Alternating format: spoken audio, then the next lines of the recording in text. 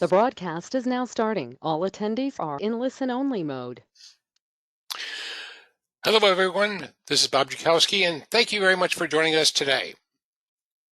Today, we're going to be talking about how to engineer your revenue growth for 2023. It's exciting. This whole series that we have, this being the fourth of the series, it's all about engineering your revenue growth for this year and best practices that you can apply today to be able to achieve that. Today, our topic is going to be about channel partners, how to work with channel partners, how to select them, how to achieve the goals that you have, and most importantly, how do you actually collaborate with them to drive revenue growth. As with all of our webinars, we ask you to participate in the polls. We ask for your input, your questions. We appreciate all questions. So love to make sure that we get to your questions today. And if we don't get to everyone's question, I'll make sure that we note that, and we'll get back to you separately offline. By the way, our webinar is going to be recorded today, so we'll have a recording. So if you want to share this internally or with colleagues, you'll have an opportunity to do that. Again, thank you for joining us. We look forward to your participation and to a fantastic webinar. We've been conducting this webinar series starting in November, and when you think about revenue growth for this year, for 2023, we think about different revenue growth vectors. These are vectors that you can scale and grow: predictable, capital efficient, consistent revenue growth. We started with new customer acquisition, acquiring new customers, and putting in place the revenue acceleration engine that enables you to scale. Next, we had a webinar around customer upsell and cross-sell. That's very important to have that capability today, because during a recession or during economic turbulence, sometimes the best place to go is with your current customers. And being able to work with your current customers to expand the total solution, the total service that you offer your customers can be an exciting place to be. And so we have best practices there that we shared with you about how to work with customers, how to have your annual or quarterly business reviews, and what you can do to set expectations in terms of expansion. The third one that we did a couple of weeks ago is on new solution or service launch. Now, many executives that I work with are always looking at every year launching new solutions, new services. The challenge that oftentimes they face is that they're not getting the additional accretive revenue that they want from that new service. So what we accomplished in the webinar is really talking about a very important thing, which is it's not about the launch, it's what you do before and after the launch that's going to be important. So the launch event is very important, but what you really want to do is prepare your way and equip the organization, especially the sales and partner organization, so that they're going to be successful at following up to the launch and converting that interest into revenue for your company. Today, it's all about channel partner sales and how you're going to be successful with your channel partners.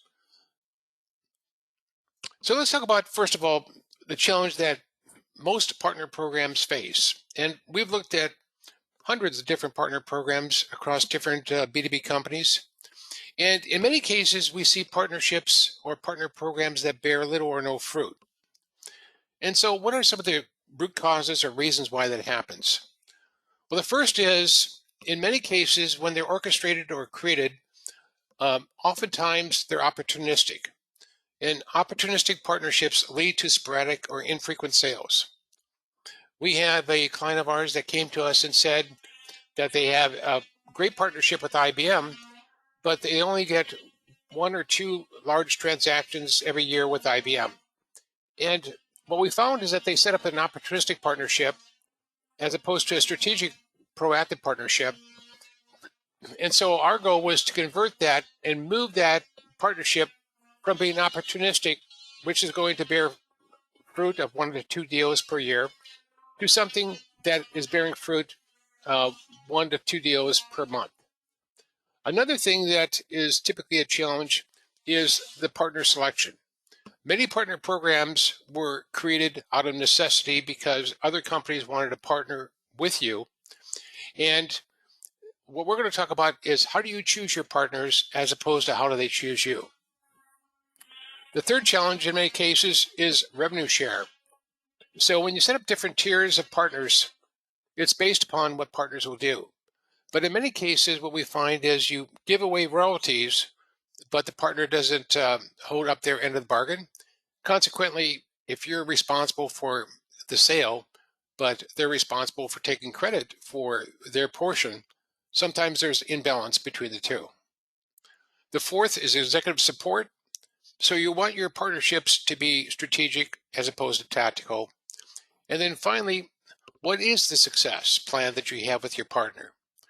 Is there a plan that constitutes success? And have you put some metrics around what that looks like? So these are some of the typical challenges that you find with many partner programs today. And in many cases, you see partnerships that have what we call the failure to launch. They never really get off the ground correctly. So we're going to address some of those today. A little bit about On-Demand Advisors. If you don't know us already, we are a revenue acceleration agency. And both myself, Robert Chakowski, and Craig Remy, we founded this company back in 2008. Before that, I was a serial CEO for Silicon Valley-based companies, both software, cloud, and services companies. And Craig has been a serial CMO, Chief Marketing Officer, for both public and private companies as well.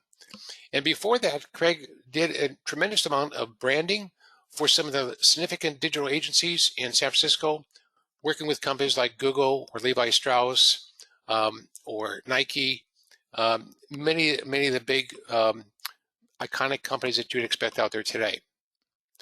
One thing I found is that as you scale revenue, depending upon where you're at, whether you're a startup company, whether you're a mid-stage company, whether you're a large company, whether you're a public company, that what we're going to talk about today bears fruit and is meaningful regardless of your stage or size. So one of the things that we did when we were building a company called Intact is a software as a service company, very successful company where we partnered with Salesforce. And we grew the company, and I was the CEO, Craig was the CMO. And the company eventually was acquired by the Sage Group for $850 million. Is we started thinking through back then how to create a system, a revenue acceleration system. Now, many of you that work in services, work in software, work in the B2B space, you've got a very specific agile way in terms of how you're going to bring a new service or solution to market. You've got a methodology, it's well thought out, and how to do that. What we find is many companies and many executives don't have a playbook in terms of revenue, how they're going to scale and grow revenue, how they're going to do it with velocity. And so that's why we created our revenue acceleration system. We've gone through this and implemented our system with many, many B2B companies out there with great success. And some companies come to us and want to double revenue every year, and we've done that with like AvidXchange. Other companies, for instance, Technical Toolboxes, wanted to grow revenue by 25% year over year, and we helped them to do that consistently too. Other companies, services company like ICUC, which is a large social media management services company, wanted to grow revenue by 67% year over year, and we helped them do that. So there is a predictable, consistent way to do that, and we call that our revenue acceleration system. For today, though, we're going to focus on partnerships, one element of that, one of the revenue growth vectors. And if you would please participate, I would appreciate that. What we want to do is get your view of your partner program today. And so I'd like to get your participation on two of these polls. And please go ahead and now share the results with the entire audience.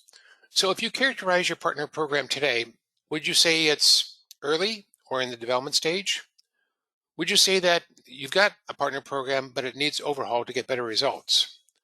Would you say that you have a moderately successful program, but there's always room for improvement? Would you say that you have a successful partner program, but you need more partners? Or would you say, hey, we've got a very successful partner program. We just need to scale further.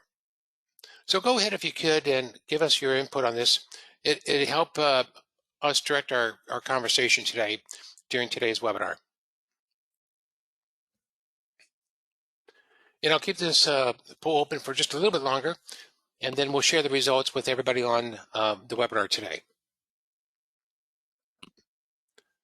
Okay. Thank you very much for your participation. Let me go ahead and keep this open for just another 5 seconds, and then really appreciate that. Okay, let me close this and let me share the results. Okay, 50% of you stated that as you view your partner program today, it's at the early or developmental stage, which is a great place to be. 17% stated that you have a partner program, but it needs an overhaul to get better results. And 33% stated that you have a moderately successful partner program, but there's always room for improvement. So thank you for participating on that one. Let me go ahead and ask you to participate in this next one. When you look at the partner program that you have today, what would you say are the biggest challenge or challenges that you have?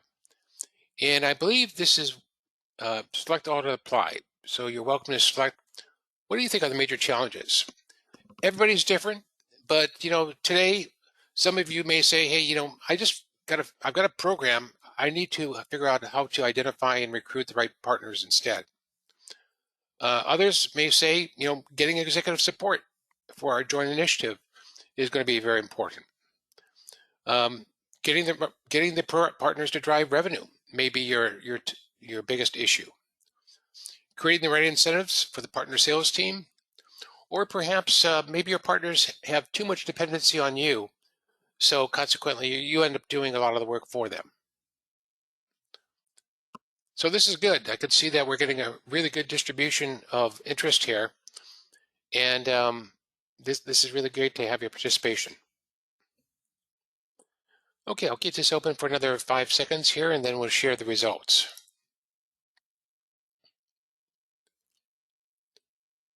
Okay, great. Let me go ahead and close this, and let me share the results with you. Okay, 65% of you stated that identifying and recruiting the right partners is your top challenge that you're trying to address, which, by the way, that's fabulous. That's your top challenge, because we're going to be addressing that today. Number 3, of course, is getting partners to drive revenue, which is this whole webinar is about that. We're going to be discussing that. 29% of you stated that getting executive support for your joint initiative is an issue. 41% stated creating the right incentives for partner sales, and another 41% having too much dependency on you from the partner. So this was a check all that applies, so thank you very much for participating in that. So we'll reflect back on your input here. Realize again, 76% are stating that getting partners to drive revenue is the top challenge, followed by identifying and recruiting the right partners. So if that's the case, I think I've done a good job in terms of preparing us for our agenda today. Okay.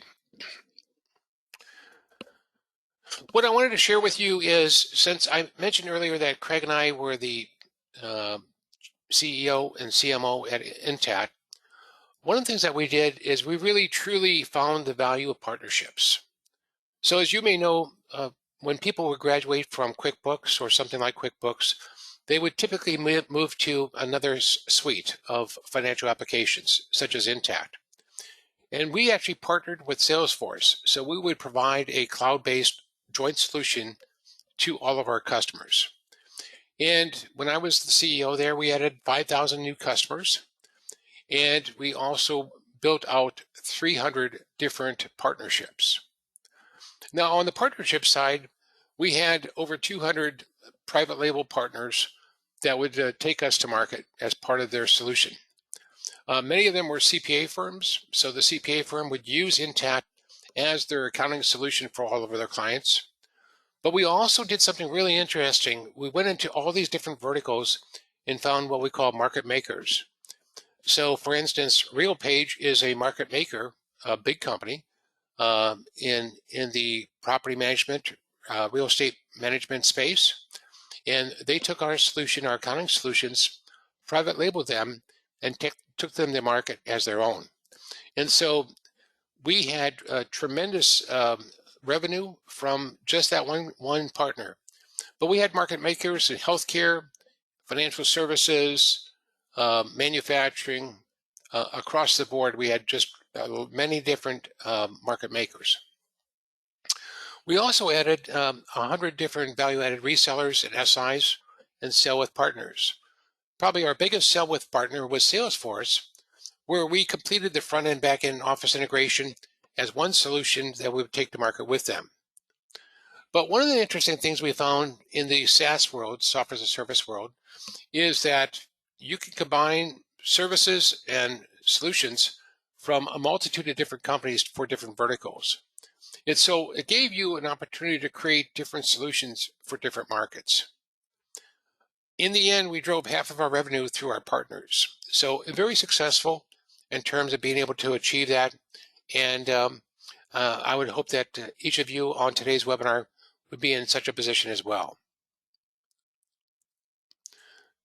So that's a little bit about experience at Intact. We have built a proactive partner program that drives revenue. We're not going to cover that in detail today because there's just too much there to cover. But you can tell that we're very systematic in terms of how we think through putting in the partner program, achieving the results, and then optimizing that for your company. And this is what we call a proactive partner program. And the reason we call it proactive is because it goes back to one of the pains that you mentioned or challenges that you had at the beginning of our webinar today, which is identifying and selecting the right partners. If you can identify and select the right partners, you can recruit those partners to be partners with you. Those are the partners that are going to help you drive revenue. And so that's really the proactive part, as opposed to many partner programs are reactive. So for today, we're going to walk you through these 6 areas. First, we're going to talk about how to create your intentional revenue acceleration model for partnerships. We're going to talk about architecting the right program. And we're going to talk about number 3, selecting and recruiting the right partners. These 2 are just really important takeaways I think you'll find from today's webinar. We're going to talk about how do you enable a partnership from the inside out. We're going to talk about walk before you run. And we're also going to finish on talking about making the sale repeatable. So when you have a sale with a partner, you don't want one sale, you want 50 sales. You want 100, 1,000. And so how do you make that happen? Okay, so let's step into number 1, creating your intentional revenue engineering model. And I've covered this on the other 3 webinars too, but I'm going to walk you through this for partnerships. And if your goal today is you want another $8 million of incremental revenue, it's going to come from those revenue vectors we talked about. New customers, add-on, upsell, cross-sell with current customers, new services or solution launches, and your partnerships, driving revenue through your partners. Now, we typically talk about 3 funnels. And the first one you can think about is the marketing funnel, followed by how do you develop these leads, and then how do you convert them into transactions. This one's focusing on your partner channel. So what you basically are looking for is if you want $1.5 million of additional revenue this year from your partners, you need your partners to be able to go out there and sell 50 new transactions with a net value to you of $30,000. Now, your partners that you have lined up to do this have a different conversion rate perhaps than you have internally with your sales organization. So they're going to need about 150 sales qualified leads, and then they're going to need to create those sales qualified leads up to market qualified leads. And that percentage. So what you're looking at is, on average, your partners are going to need to generate about 60 what we call market qualified leads per month, graduate them into 12 sales qualified leads, and then close 4 per month. If your partners can do that, then that's going to give you a net revenue growth goal of 1.5 million. Anyway, this is something we help companies think about, implement, and then gain success with. So the first is intentionality. And as you know, what we did in the prior webinars is that we talked in the first one about how do you get the $4 million from new customers? How do you get another $2 million from your existing customers? And how do you get another $500,000 from launching your new products and services this year? All told, all this adds up to $8 million. So that's really getting intentional, very intentional about how you're going to get the revenue this year and where it's going to come from. The second thing we want to talk about, and again, number 2 and number 3 are what I consider to be the most important. And here's a question for everybody on today's call. Why would you choose 2 deals a year when you could get 2 deals a month from your partner? And it's not unusual that many companies sign up partners. And if you look at, let's say they have, let's say you today have 100 partners today. You may say that only 20 of those partners really drive any revenue, appreciable revenue for you. Of those 20, maybe only 2 are strategic in terms of what they're doing in terms of driving significant revenue for your company. And this is really what we get to, which is when you architect the right program, it typically is going to help you start or fail from the very start. So what do we mean by that? So we're big believers in what we call the reseller or embedded private label program with partnerships. And it's amazing. Who would have thought that we could have taken an accounting solution, a full-featured, fully actualized accounting solution, private label that, and have all these partners take it to market for us as their own solution. And it works. And it does work in the enterprise space, and it works in many, many different ways. It's even easier to do that with services. So if you've got services today that you'd like to work with partners on, let's say some significant systems integrators, it's very easy for you to integrate those services into their mix, into their portfolio. So the first thing is start with, make it your default that you have a reseller or a private label partner program. And if you do that, that one thing alone, that's going to drive greater predictability for your revenue through your partnerships. The second thing is ensuring that both parties understand their responsibilities to qualify for the revenue split. If you have a 70-30 revenue split with resellers, that means that they're going to be responsible for going out and doing the additional marketing and sales themselves. And you then may take over first and second line customer support, but you want to make sure that they're really holding up their end to qualify that for that 30%. Finally, one of the most important things is having a joint plan with each partner and revisiting that plan with them every quarter and making sure that you're on track. If you're not on track, get back on track. And there are great ways to do that. So I won't take a lot of time on this, but I'll just step through a couple of these. As with any partner type, any partnership that you set up, there's the good and the bad. So referrals, they're easy to put in place. They typically don't drive much in terms of repeatable revenue. Resellers, or VARs, as is known in the industry, it's a great way to put that in place. The only challenge a lot of times with the VAR relationship is you still have to explain the relationship to the customer or the prospect about the relationship between the two companies. So there's some extra work there. The one that I like the best, the one I call the cat's meow, is this one here, which is the embedded program.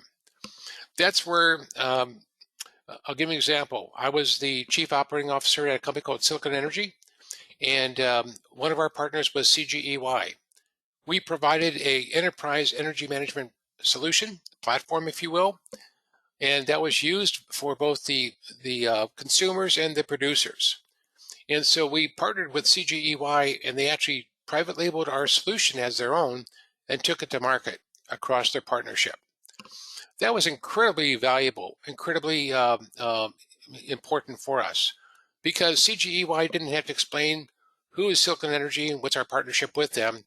It became one of their solutions, something that they provided compensation on, something that they owned, something that they were responsible for.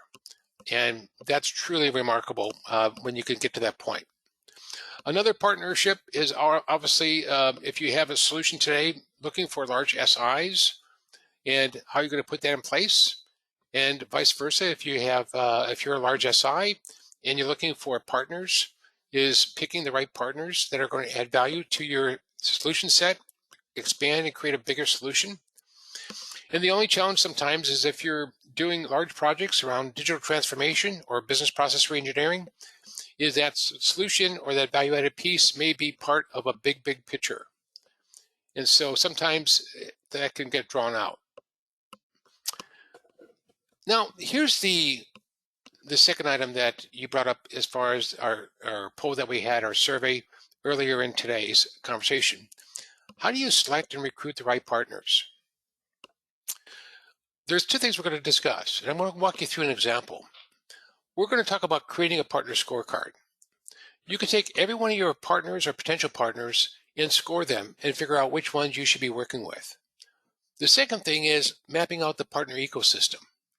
So let's say, for instance, you are in the event management space, and let's say you've created a set of mobile applications that people will use when they go to conferences or conventions or trade shows. And those applications are going to be on the smartphone, and they're going to guide you to the right room, the right speakers, the right venue. They're going to give you the opportunity to collaborate with other people attending the conference. They're going to give you an opportunity as a conference leader to put out polls and questions to the attendees. It's going to give you the ability to download presentations and so forth. And so there's just a tremendous value in being able to do that. Now, you could take every one of the companies that participates in that area, that space, around having solutions or services around putting on these conferences and having the software and enabling technologies. And so if you look at that, that's the ecosystem. You can take every one of those companies and put them into one of these buckets. Either they're a contact, in other words, they're another company that you may know or have heard of. You may get together with that company and do some industry sharing, some knowledge transfer. You may get together with them and do collaboration. You may even draw closer and they may become a referral partner with you. Even closer is a reseller. Even closer is that embedded third-party private label company. It may be a systems integrator, or it may be a competitor. But every potential company in that ecosystem is somebody you can look at. Let's put this in practice. One of our customers is a company called Gather Digital, a leader in providing mobile event applications. And so on your smartphone, just a tremendous array of applications that you can use to guide you to the directions to each of the venues, to the exhibit hall, to the speakers, to the rooms, to the agenda. Just really a great set of apps available on your smartphone. And so as we worked with Gather Digital, we basically wanted to help them systematize and think through their partner program. The first thing we did is we created a scorecard. So what we said is, let's come up with 10 criteria to figure out what's the most important criteria about whether somebody's going to be a great partner for Gather Digital. And we came up with these different areas. And I won't spend a lot of time on this in today's webinar, but the 10 that we came up with would be different for them and different for you. What we did then is when we came up with these criteria, we looked at going at their ecosystem and mapping out their ecosystem. So the next step is we mapped out every company that is involved in the event management space as a service provider or as a solution provider. And as we did that, we realized that there were about 150 companies out there. And we divided them into 4 categories. Companies that we thought they were best to sell their solution, meaning Gather Digital solution. Companies that were best to refer their solution. In other words, they really didn't have the competencies to take it to market. Competitors, and then this is an interesting one, companies best to acquire their company. Now, as we got to work with and know the principles of Gather Digital, we realized that eventually they wanted to have an exit. So we also wanted to identify companies that might be good for them to be part of. So how does this work in practice? Well, as we mapped out the 150 different companies, this is one called Ashfield Meetings. And you can see we scored Asheville on 10 different criteria. Now, they had an exceptionally high score of 90 out of 100. That means that Asheville is an exceptional potential partner to go to market with. This really is the key. Select the right partners because you're going to invest time and energy and money into any partnership that you create. So why not choose the right ones? In fact, I'll take it one step further. Each of you have only so much bandwidth for partnerships. And so you want to make sure you're using that bandwidth that you have correctly. Now, on the other extreme, we found companies that were providing event management solutions, but they really didn't have a mobile strategy at all. One of those companies is Certain Software. And you can see here that they scored 62 out of 100, so much lower on the spectrum. But what was interesting is if a company is missing a huge strategic piece like mobile event management in their portfolio, that would be a great company to not only partner with, but also potentially acquire Gather Digital. So where did this end up? Well, exactly as we said, Certain Software actually acquired Gather Digital. So that strategic relationship, that strategic partnership actually ended up in an acquisition. Let's talk about the fourth area in today's webinar that's important. We call it enabling from the inside. Now, many of you may have partner programs today, and you've got training for partners. You may have deal registration. You may have different tools that you offer for partners to be successful. One of the most interesting things I found is that regardless of how much training you do and onboarding, it's still sometimes hard to get things off the ground. So one of the things we encourage and that we've actually helped companies put in place is embedding your sales organization into theirs for the first 5 transactions. It also is great to work with the partner to create the whole solution. Your solution and their solution should be created as one integrated solution, presented as one solution, and you should have the collateral and the materials and the presentations that do that. And then being able to inventory and deliver the required sales tools to that partner is really important. The nice thing about this is when you get the first 5 transactions done with the partner, it gives them confidence that they can continue to have momentum and continue this forward. If you don't do that, let's say in the first 90 to 120 days, then partnerships tend to lose momentum. The fifth area we wanted to talk about in successful business practices here with partnerships is what we call walk before you run. One of the most important things to do is prime the pump with your partner and to help create a market qualified leads with them. It's great because if you onboard a partnership and let's say that partner has 50 or 100 salespeople, you want to see 10, 20, 30 deals get going in that first 120 days. You do that by priming the pump. You do that by joint lead generation capabilities that are put in place. In fact, we help companies do that, put that in place so that it gets the partnership off to the right ground. Up until that point, everything is theoretical knowledge exchange. But now you've got real opportunities to work on together with the partner. Another key is making sure that their sales organization, sales executives, are compensated and receive quota credit for your solution as they do for their own. Another is making sure that the partner leads are protected and supported. So one of the companies that we competed with at Intat, um, we found what they were doing with their partners is they would give the same lead to their sales organization and to the partners at the same time. It was almost like Darwinian. Who was going to get to the prospect first, and then try to figure out how to nix out the partner by doing so. That's not really a good recipe for building partnerships. And what you're ending up doing is really building out the reference list. Now, the sixth area, the one I really love, is the best practices to gain momentum and traction as you're building the revenue stream with each partner. One of the things that we love to do with our customers is help them highlight joint successes for their sales organization. Well, what do we mean by that? Well, a joint success would be, let's say my company is eBuilder and we provide a capital management solution. Let's say one of our partners is AECOM, one of the largest engineering and construction firms in the world.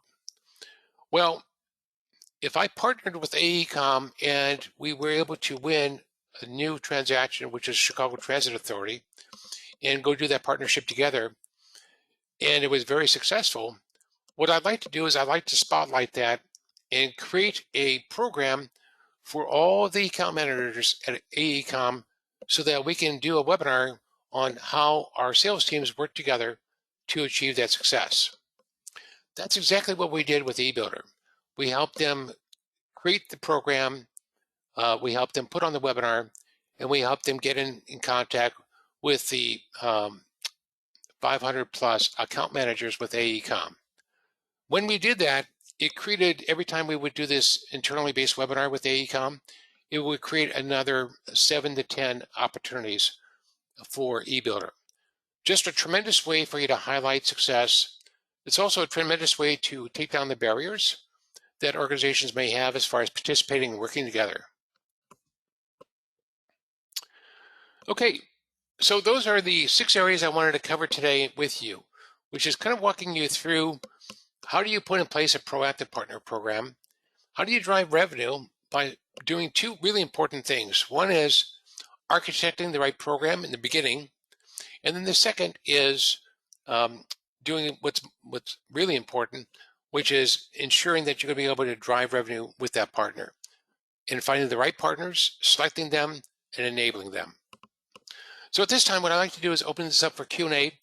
I'd like to ask each of you on today's webinar, take a time to post a question, and I'll make sure we'll get through as many questions as we can today.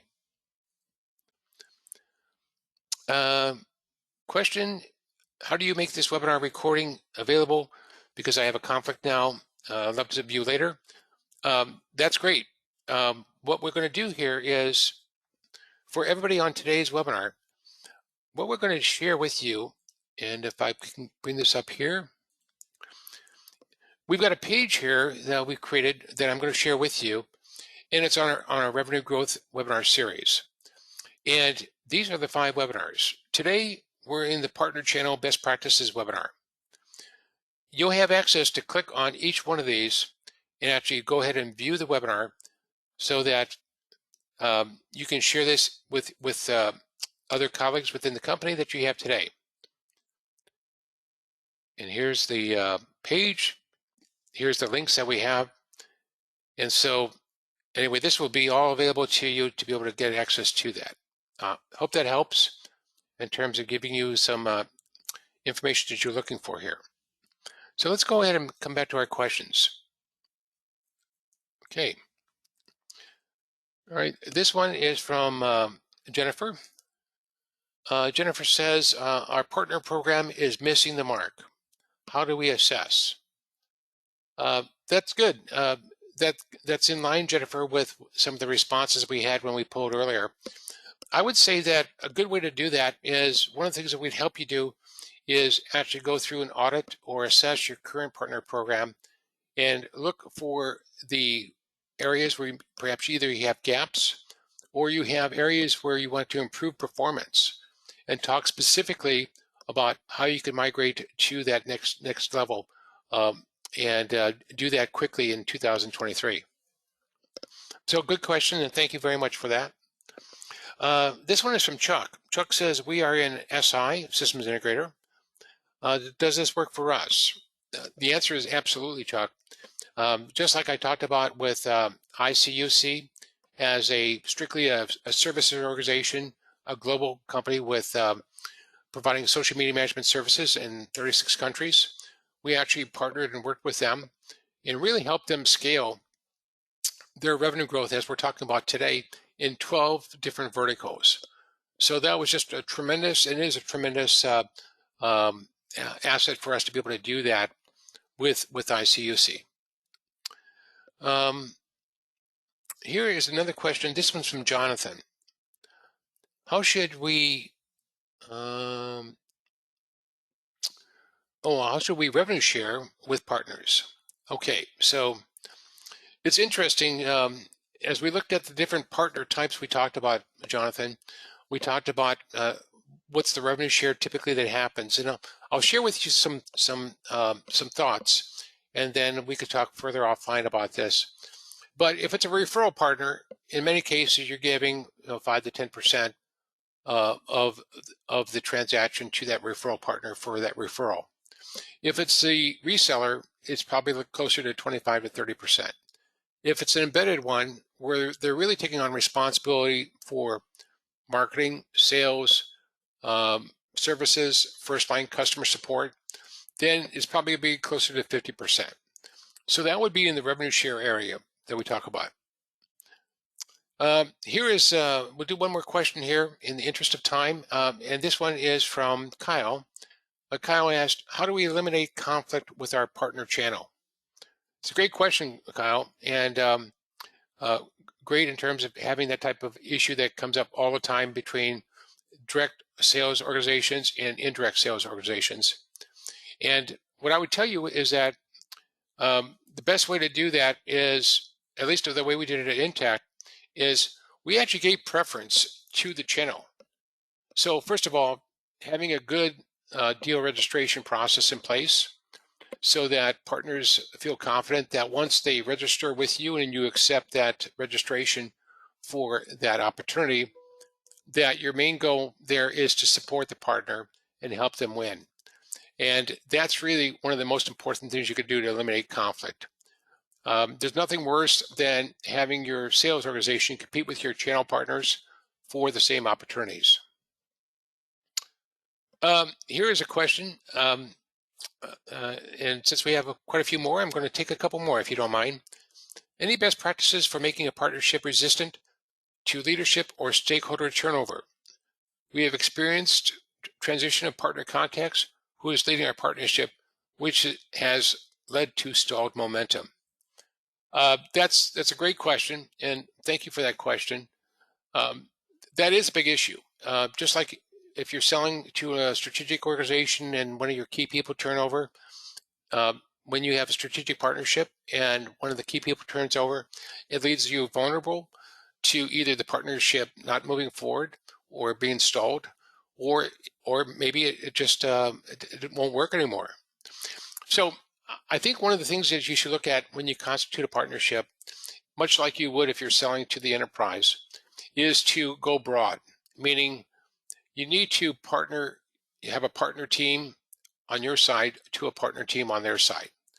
One of the things that we did, and I'll give you an example, another company I was at, a company called RightWorks, we were a provider of e-procurement solutions, and we partnered with large companies like Computer Sciences Corporation. We partnered with large partners, sell-through partners like i2 Technologies. One of the things that we did is we built a team at RightWorks that had about 6 members, and we mapped that to 6 members at i2 so that we could actually be in a position to work with their organization, not just in the channel, but also in terms of services enablement, in terms of marketing, in terms of strategic planning, product roadmap. So what we ended up doing is we made sure that we weren't just dependent upon one person. So back to your question, the best way to make sure that you're not vulnerable to turnover or to somebody leaving the company is by mapping to an organization. But it's a great question to bring up in today's webinar. Okay, let's go on to another question if we could. We've got time for perhaps one or two more questions. And I'm just checking here.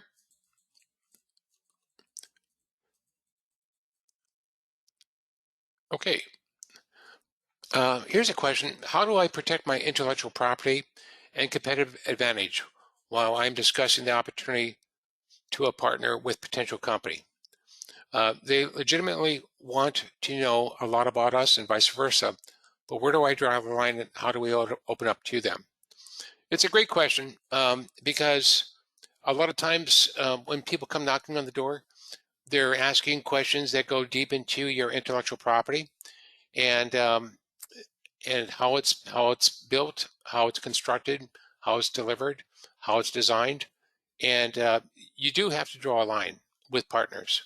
Now, one of the things I found in the world of cloud or SaaS, one of the nice things I found is that you can provide that service or that solution to your partners without giving them the actual intellectual property. And so being able to provide as a service is tremendously helpful to make sure that they're not getting the schema, they're not getting the actual intellectual property, but they're actually getting it as a service.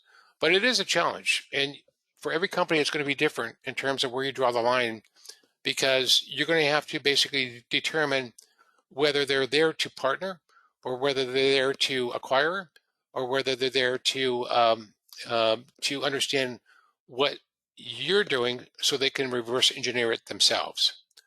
But a great question, and probably also a much longer conversation that we could have. So that's what I would share with you as far as some of the Q&As. Great questions. Let's conclude our webinar today on a couple items for you. One is I'm going to share with each of you the recording for these 4 webinars about engineering your revenue growth for 2023, give you an opportunity to listen to them, engage with them, understand the best practices that we help clients implement, and go from there. One of the more immediate things from today's webinar that you could do, in addition to that, is get together with us and let us help you audit or assess your current partner program, because many of you said that in your poll today, and really discuss how can you start driving a tremendous growth today from your partners. Don't wait for another quarter. Don't put this off. Let's talk about that today so we can help you do that. The third thing that we're doing in both fourth quarter and now in first quarter is we're helping companies put together their revenue acceleration playbook. Think of it as a blueprint for scaling and putting in place that revenue acceleration system that we talked about, and being able to have predictable revenue, capital efficient, intentional, and consistent in terms of meeting your goals and expectations. So anyway, these are 3 different next steps that we could talk about. We're going to be, of course, sharing with you the complete series that we have today, being the 4th of the 4-part series. And here's our contact information for myself and for Craig. You're welcome to email us anytime with questions that you have or request. Or if you'd like to schedule a meeting, just send me a note and we'll see about how we get that calendared with you. You can call us and, of course, visit our website. So on behalf of myself, Craig, and our entire On Demand Advisors team, we'd like to thank you for joining us for today's webinar. And it's all about engineering your revenue growth for 2023. And today it was about your partner channel, turning from the reactive to the proactive and ensuring your success. Thank you, everyone. Have a great day and look forward to talking to you soon.